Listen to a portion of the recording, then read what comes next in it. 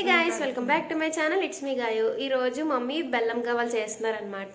చాలా టేస్టీగా ఉంటాయి. సో ప్రాసెస్ అంతా మమ్మీ ఎలా చేస్తున్నారు అన్నది నేను డీటెయిల్గా చూపిస్తాను. ఓకేనా మమ్మీ? హాయ్ చెప్పు. హాయ్, మీరు బాగున్నారా? బాగున్నాం. ఇప్పుడు నేను బెల్లం గవ్వలు చేస్తున్నాను. ఎలాగో ఏంటో మీరు చూడండి, ప్రాసెస్ అంతా చూపిస్తాను. ఓకేనా, బాయ్. అక్కడ కలుద్దాం. అయితే ప్రాసెస్ స్టార్ట్ చేస్తున్నారు. చెప్పు ఏమేమి కావాలి?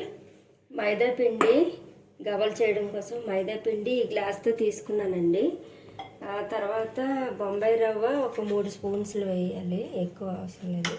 ఇదేమో ఇలాచీ పౌడర్, ఇదేమో సాల్ట్ టేస్ట్ కోసం, నెయ్యి ఒక 3 చెంచాలు అలా వేస్తాను కలిపేటప్పుడు, బెల్లం పాకం కోసం. సరే ఇప్పుడేమో మైదా పిండి కలుపుదామండి. ఇదిగోండి, మీకు లెక్క తెలియడం కోసం అని నేను ఇందులో వేస్తున్నాను.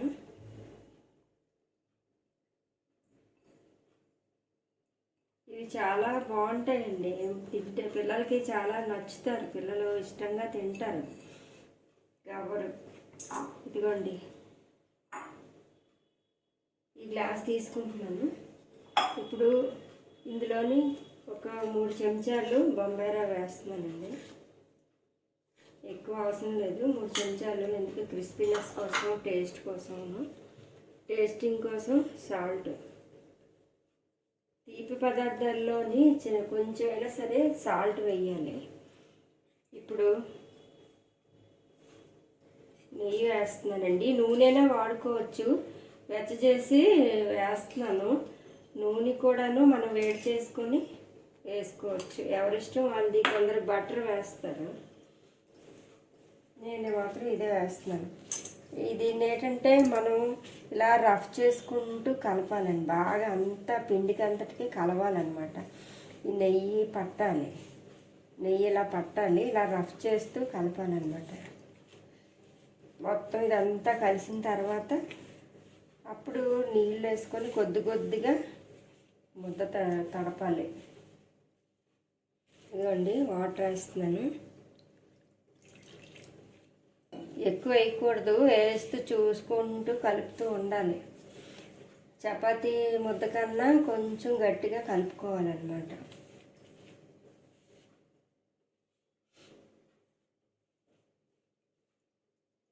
ఇవి చాలా ఈజీగా చేసుకోవచ్చండి, ఎప్పుడు ఇబ్బంది ఏం లేదు.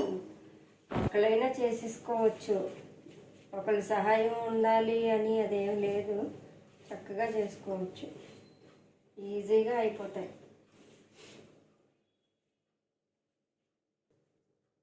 మొత్తం పిండి అంతా కలిపేసిన తర్వాత చూపిస్తాను. ఈ పిండిని ఇలా మర్దన చేస్తూ కలపాలండి, మెత్తగాను, ఇలా మెత్తగా అయ్యేట్టు కలపాలి. అప్పుడే బాగా వస్తాయి, బాగా సాఫ్ట్గా ఉంటుంది పిండి. చక్కగా గవ్వ చేయటానికి చేతికి బాగా వస్తుంది. ఇదండి, ఇలాగా కలపాలన్నమాట.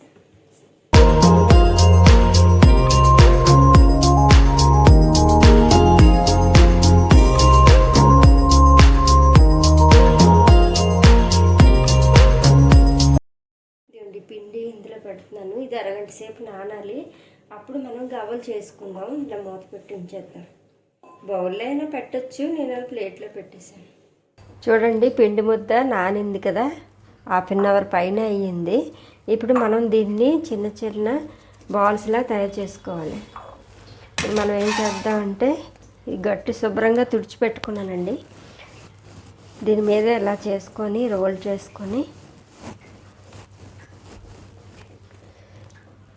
3 భాగాలుగా చేసుకుందాం. ఇలా 3 భాగాలుగా చేసుకుందాం.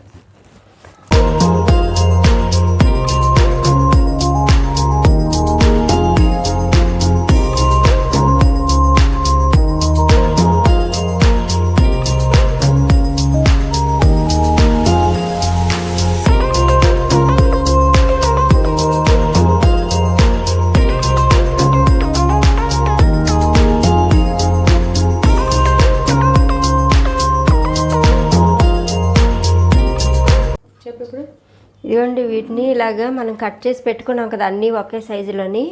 వీటిని గవ్వల చెక్క అంటారు దీన్ని. దీంతో మనం గవ్వలు ప్రిపేర్ చేసుకుందామండి. ఇలా అయితే ఈజీ మెథడ్ కదండి, అందుకనేసి నేను ఇలా కట్ చేశాను అనమాట. అదే గవ్వలు చిన్న చిన్న బాల్స్ చేసుకొని మళ్ళీ దాన్ని ఏమో ఉండలు చేసి పెట్టుకోవాలంటే టైం వేస్ట్ అవుతుంది కదా. ఇలా కట్ చేసేసుకుంటే సరిపోతుంది. ఇలా కట్ చేసుకుంటే ఇలా చేసుకోవచ్చు.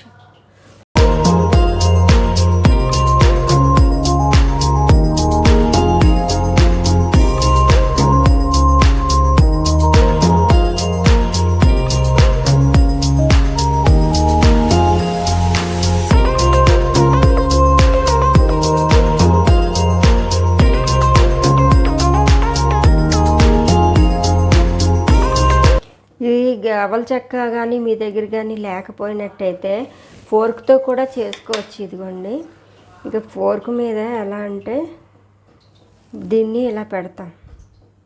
ఇలా పెట్టి ఇదంతా ఇలాగా స్ప్రెడ్ చేసుకొని దీన్ని నెమ్మదిగా ఇలా పడేయటమే. కాకపోతే కొంచెం లేట్ అవుతుంది, చిన్న చిన్నవి వస్తాయి అన్నమాట, సన్నగా వస్తాయి. లేదు అంటే కొత్త దువ్విన ఉంటే కొత్త దువ్వినతో కూడా చేసుకోవచ్చు.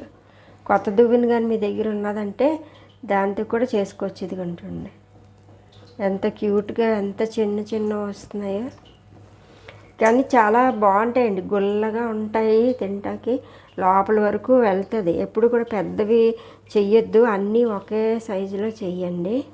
ఇదిగో చూసారా ఎంత బాగా వస్తున్నాయో, బాగుంటాయి అవి. చెప్పాను కదండి, ఫోర్క్తో అయినా చేసుకోవచ్చు. లేదా అంటే కొత్త దువ్విన ఉందనుకోండి మన ఇంట్లో, వాడింది కాకుండా కొత్తది కానీ అస్సలు వాడలేనిది ఉందంటే దాని మీద కూడా చేసుకోవచ్చు. చాలా బాగా వస్తుంది. మీరు దువ్విన అంటే ఏదో అని ఫీల్ అవ్వచ్చు, కానీ అదేం కాదు, కొత్త దాంతో చేసుకుంటే బాగుంటుంది. మా అమ్మగారు అలాగే దువ్వినతోనే చేసేవారు ఒకప్పుడు. ఇలా చెక్కలేని పరిస్థితి ఏదైనా వస్తే దువ్వినతోనే పెట్టి చేసేవారు, మాకు తినేవాళ్ళం. చాలా బాగా చేసేవారు మా అమ్మగారు. ఈ చెక్క ఎక్కడైనా దొరుకుతాయండి, సంతలో, లేదా అంటే ఎక్కడైనా తీర్థాలు అవి అవుతూ ఉంటాయి. లేకపోతే ఈ వంటకి సంబంధించిన ఐటమ్స్ అమ్మిన దగ్గర సామాన్లు అవి ఉంటాయి కదా, స్టీల్ సామాన్లు షాపుల్లో కానీ దొరుకుతాయి. ఎంత ఉండదు, 20 రూపాయలు 30 రూపాయలు ఉంటుంది. తీసుకుంటే ఇది వచ్చేసరి ఇలాగా ఇవన్నీ చేసాను. ఇదిగోండి, ఇప్పుడు ఇది అయిపోయింది. గవ్వలన్నీ ఇలా చేసాను, ఈ విధంగా చేసి పెట్టుకోవాలి. ఇప్పుడు వీటిని మనం వేయించుకోవాలి. ఆయిల్ పెట్టుకుందాము. స్టవ్ వెలిగించి ఆయిల్ పెట్టుకుందాము. మీడియంలోని పెట్టుకోవాలండి, హైలో పెట్టేయకూడదు, ఎందుకంటే లోపల వరకు వేగాలి కదా. అందుకని మనం మీడియంలో పెట్టుకుందాం. ఇది కాగనివ్వండి, కాగిన తర్వాత మీకు చూపిస్తాం. మళ్ళీ ఆయిల్ హీట్ అయ్యిందండి. ఇప్పుడు ఈ గవ్వలు వేద్దాం ఇందులో. ఇది హీట్ అయ్యింది. ఇవన్నీ కూడా ఇలా వేసేద్దాం. అన్నీ కాదు, ఎన్ని పడితే అన్నీ వేద్దాం ఆయిల్లో. ఇవి అంటుకోవు. ఒకవేళ మీరు ఇలా అంటుకున్నట్టున్నాయని మీరు భయపడవసరం లేదు. ఇలా వేయగానే అవే విడిపోతాయి, అంటుకోవు, విడివిడిగానే అయిపోతాయి. ఎన్నైనా వేయచ్చు. మనం వేసినప్పుడు ఇలా విడగొట్టి ఇలా వేసేటమే. మీడియంలో పెట్టుకొని వేయించుకోవాలి, హైలో పెట్టకూడదు. లోపల ఉడకాలి కదా, అందుకని మీడియంలోనే పెట్టుకుందాం. మనం చూసుకుంటూ ఉందాం, హీట్ ఉందా లేదా. ఎక్కువైపోతే తగ్గించుకోవడం, సిమ్లో పెట్టుకోవడం అలా చేయాలి. లేకపోతే లోపల అస్సలు వేగదు, బయటనంతా ఎర్రగా మాడిపోతుంది. ఇదిగోండి, ఇంతే వేసాను, చాలు. ఈ ఆయిల్కి ఎంత సరిపోతుందో అంతే వేసాను. నెక్స్ట్ మళ్ళీ వేసుకుందాం. అప్పుడే కలపకూడదు, ఈ కొంచెం వేగిన తర్వాత కలుపుదాం, లేకపోతే విరిగిపోతాయి కదా. ఇదిగోండి, ఇలా వేగుతున్నాయి కదా, ఇంకా ఎర్రగా రావాలి. ఇది ఇలా ఎరుపు రంగు ఇంకా కొంచెం రావాలి. అంతట్లోని మనం ఏం చేద్దామంటే ఈ బెల్లం ఉంది కదండి, ఈ బెల్లం ఏమొచ్చి పాకానికి రెడీగా పెట్టుకుందాం. స్టవ్ మీద పెట్టుకుందాం. అంతట్లో అవి వేగితే అయిపోవచ్చింది కదా. ఎలాగానో బెల్లం పెట్టుకుందాం స్టవ్ మీద. బెల్లం ఇవ్వండి, వాటర్ కొంచెం వేసుకుందాం,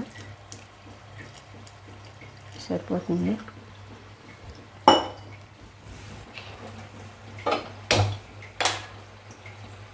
బెల్లం కరిగిన తర్వాత వడపోసుకోండి. ఇది అరగ్లాసు బెల్లం అండి. గ్లాస్ పిండికి అరగ్లాసు బెల్లం సరిపోద్ది కరెక్ట్గానే. ఇంకా రావాలి రంగు.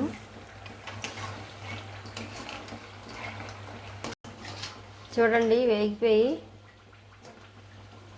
ఇలా ఉంటే సరిపోతుందండి. వీటిని మనం తీసుకుందాం.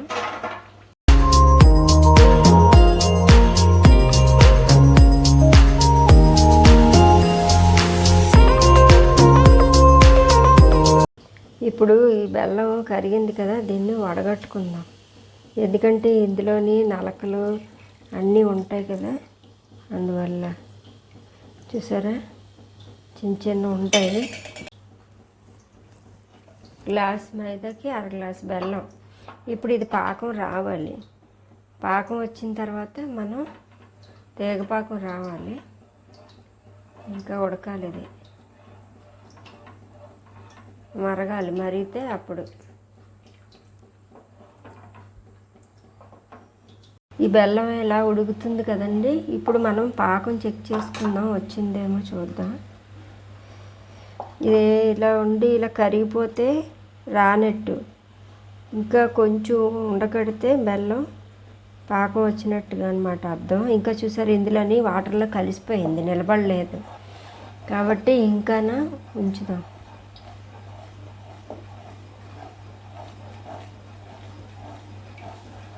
ఇంకా కొంచెం టైం పడుతుంది. ఇలా తిప్పుతూ ఉన్నాం.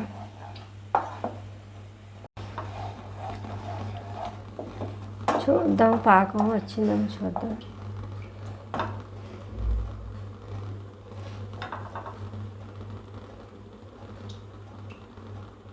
వచ్చిందండి. ఈ మాత్రం ఇలా ముదురుంటే చాలు, ఇంకా ఎక్కువగా ముదరపాకం రాకూడదు. ఇలా ఉంటే చాలు. ఇందులో మనం యాలకుల పొడి వేస్తున్నాను. ఇందాక దంచి పెట్టుకున్నాను కదా, అదే. పంచదారను యాలకులు కలిపి పౌడర్ చేశానండి, అదే.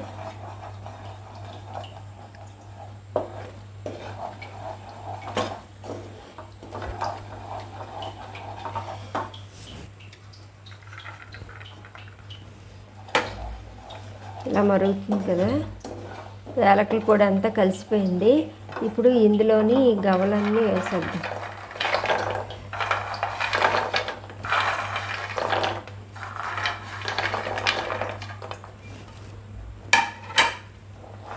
ఇవన్నీ వేసి వీటికి పట్టించేద్దాం. ఇవన్నీ పీల్చేసుకుంటాయండి. ఇది పాకం ఉందని మనం అనుకోకూడదు, అంతా పీల్చేసుకుంటుంది, దగ్గరికి అయిపోతుంది. మొత్తం అంతా పీల్చేసుకొని లోపలికంటూ పాకం అంతా వెళ్తుంది. బాగుంటుంది. మొత్తం చల్లారిన తర్వాత అప్పుడు బాగుంటుంది. స్టవ్ ఆఫ్ చేస్తున్నానండి.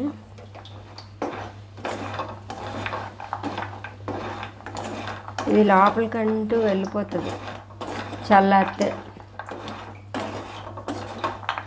అంతే, ఇలా ఉంచేస్తాం మనం. అదంతా పీల్చుకున్న తర్వాత అప్పుడు చూద్దాం.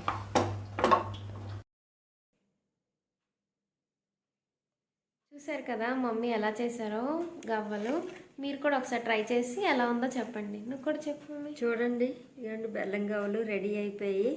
ఇవి మీరు కూడా ట్రై చేసి ఎలా ఉందో ఏంటో మాకు కామెంట్ రూపంలో తెలియజేయండి. మీకు ఈ వీడియో నచ్చినట్టయితే లైక్ చేయండి, షేర్ చేయండి, సబ్స్క్రైబ్ చేయండి. అంతేనండి. ఇంకా బాయ్ అండి. మీరు కూడా ఒకసారి ట్రై చేసి ఎలా ఉందో ఏంటో కింద కామెంట్ చేయండి, ఓకేనా? మీకు ఈ వీడియో నచ్చినట్టయితే please like, share and subscribe. Bye.